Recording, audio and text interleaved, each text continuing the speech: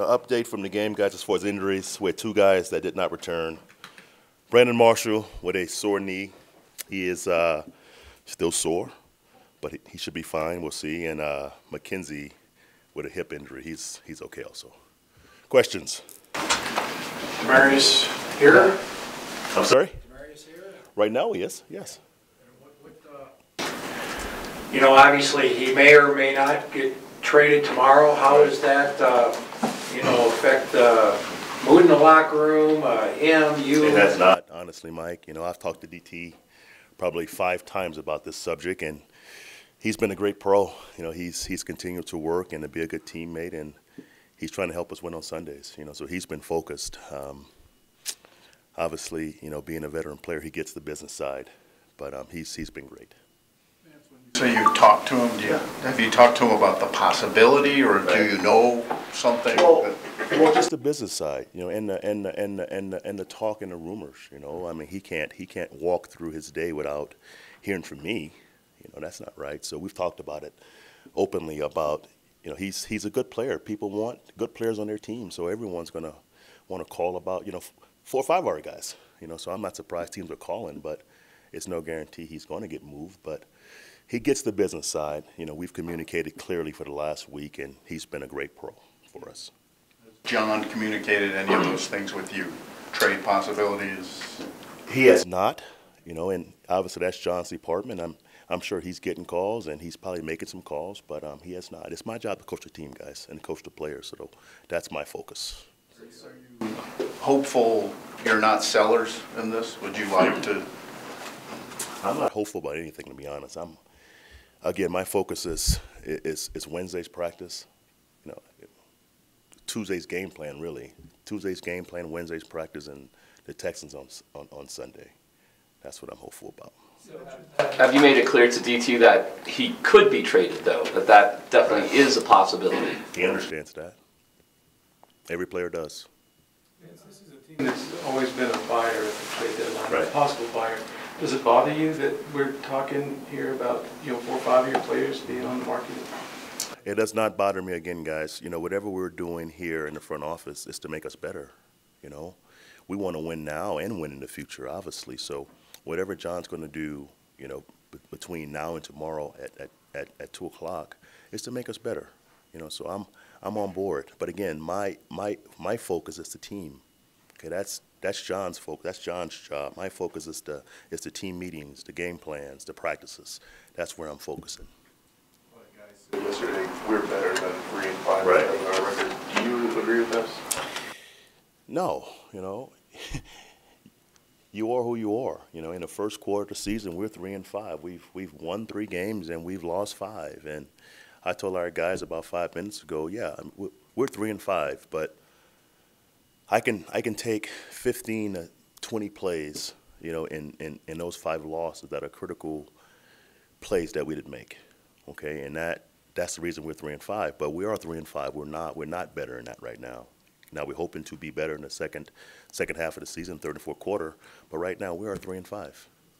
What's the biggest thing that you're focused on in the second half of the season that needs to change in order to change that record? I think we have to own our jobs better. You know, again, you know, watching our 5 losses, guys are playing hard.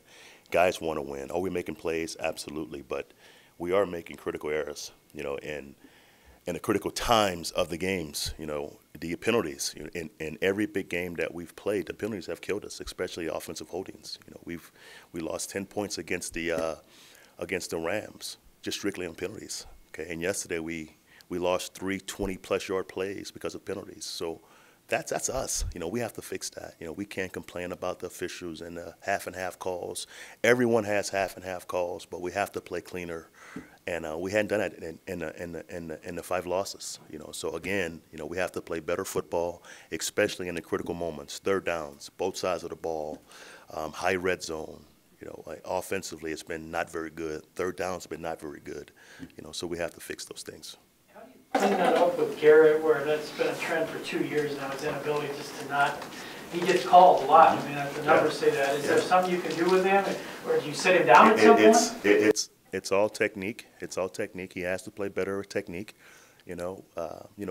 As guys get healthy, we have some options. To give him a rest from time to time, that's definitely an option. But sometimes you don't have any options. But as we get healthier, we have that option. But he's got to play better technique. Again, not just Garrett, but a lot of us. We got some DPIs yesterday that were calls that we shouldn't get. Okay, we've got him covered. That was a 2nd and 19 penalty that hurt us. So that's my point. We have to play better football in critical moments, and we can't bail teams out by having penalties. We're not good enough for that. Case admitted that he's been drifting out of the pocket a little bit and deep. Have you seen that? Has that been, kind of getting in the edge rusher's path? Yeah. It's a couple of times where he was a little deep in his drops, which obviously for an edge rusher, that kind of adds to the issues. But he has to control his depth. He's got to push up in the pocket and avoid the edge rushers and let the ball go. Okay, and it's times where he has to understand on first and 10, it's okay to be 2nd and 10, okay, and not turn the ball over. Obviously when he's getting rushed and the pocket's getting squeezed, to take care of the football. So he gets it also. I mean, he's kind of like our football team in critical moments. He's got to play better. That's the quarterback's job. 3rd downs, that goes through the quarterback. Okay, the reads, the movement in the pocket, making off-schedule plays, that goes through him, and he understands that. So, our team in Case is very similar. We play good enough football to win, and then we got these 5 critical plays a game that we don't play well, and we end up losing, to good teams. So he understands he got to get better in those areas. What you're talking about is being called a lack of discipline. So where does that emanate from? How do you fix it as the head coach? A lack of discipline when, again, I've explained this 2 weeks ago about penalties, right? It's 2 kinds, right? It's a penalty that Wolfie got called for that we don't want, the pushing and shoving, right? That was talked about before the game. Having great poise when you're on the road, it's a hostile environment, it's a divisional rivalry, so we don't want that. But the holding calls, that's more technique. Now you can say discipline with technique, that's fair, but not as a football team that we're out of control discipline. So I think it's different. I think guys playing with great technique, right, and not having penalties, that's what we want, right? If a guy's cheating, that means he's not playing with great technique. So I don't think the 2 are comparable. It's different in my mind. Yes. Follow up on Yes. balls. It seems like when he gets a penalty, maybe another one comes and then a sack. How surprising is it maybe that he allows things to... It's not surprising for a young player. I mean, he has to get over that, right? You can't let one bad play lead to 2 or 3, and we have to help him with that, and we're trying to help him with that. But, again, playing cleaner technique, understanding who you're playing against. Obviously, D Ford's a speed rusher, and you can't grab the guy in case getting rid of the ball. So it's not always the tackle when it comes to sacks. It's timing. It's receivers' routes. It's who's getting jammed at the line of scrimmage too long. All those things, count for sacks. So not just him getting beat all the time. Coach, with 2:22 left, you had it 1st and 10 on the Chiefs' 20. Yeah. You had a timeout and a 2-minute warning. Was there any thought to just, hey, let's kick the field goal now? It's going to give us some more time. I'll tell you the plan. The plan there was, we had about 2 minutes before the 2-minute warning, I'm thinking. So the plan was to get points before 2-minute warning. Okay, so we got a 1st down. So we had one more down, in my opinion, to throw a shot on 3rd down after the warning to see if we can get the touchdown. If not, take the field goal, obviously, because it's no guarantee you're going to be at the 10-yard line again, right? A field goal, we can kick from the 35. So getting an onside kick was a must anyway. So if you get it there with no timeouts, you can run it or throw it and spike the ball and have a long field goal to have a chance to win the football game. So that was my thought. I'm sorry? Did you get the play off that you wanted to get off in that situation? I thought we did. It was obviously throw it to the end zone, take a shot there, and then take the field goal, and then have some time to kick the onside kick.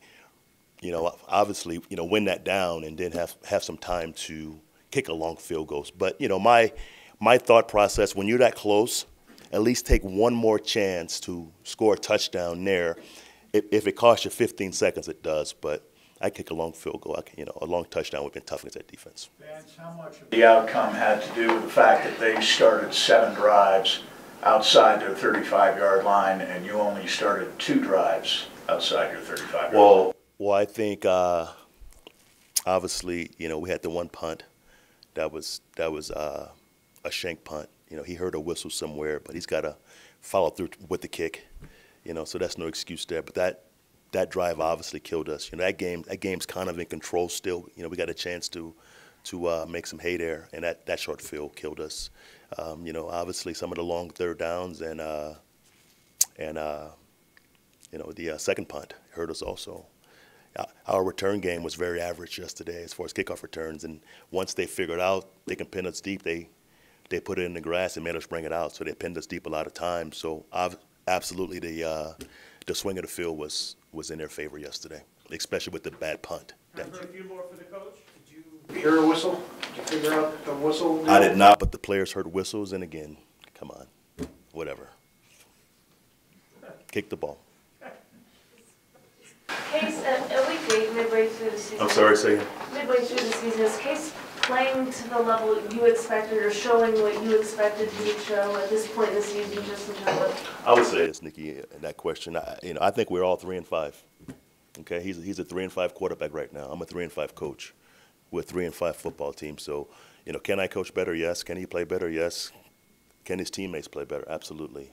Right. So we're all 3-5. So to judge one player on how he's playing, and he knows how he's playing. He can play better. I can coach better. We can play better. And hopefully we can get this thing turned next 2 quarters. last one, Ryan? Wolf and Pecco after the game said that Chief should have been called for a legal man downfield a couple of times. What did the video show? It's the league we're in. It's the RPOs. It's run pass options. Those guys blocking up front don't know the ball's being thrown.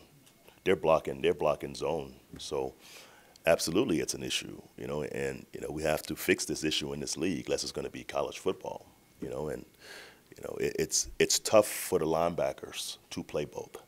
And you see it on tape. Ty Davis is having hell trying to fit his gap and chase the guy in the flat. Okay, so when you see Kelsey in the flat over there with no one around him, he's playing his run gap because the guard and center is 4 yards, 5 yards down the field. So if I'm Ty Davis and I'm playing run, and I see the lineman climbing, I'm going to play what? I'm going to play run and not play Kelsey in the flat way over there. So that's the issue. It's a league-wide issue and a Chiefs issue. Everyone's running these plays, so we have to figure out a way to officiate this better to help the game. Thank you very much. Would you talk to the competition committee about that? Yeah. We could, and we have in the past, but it's going to take a lot more than just words. It's going to take some personnel changes, in my opinion, to officiate this game better so we can have it to come back a little bit back to the defense. A little bit. It's a little bit. Thank you very much. Okay, thank you.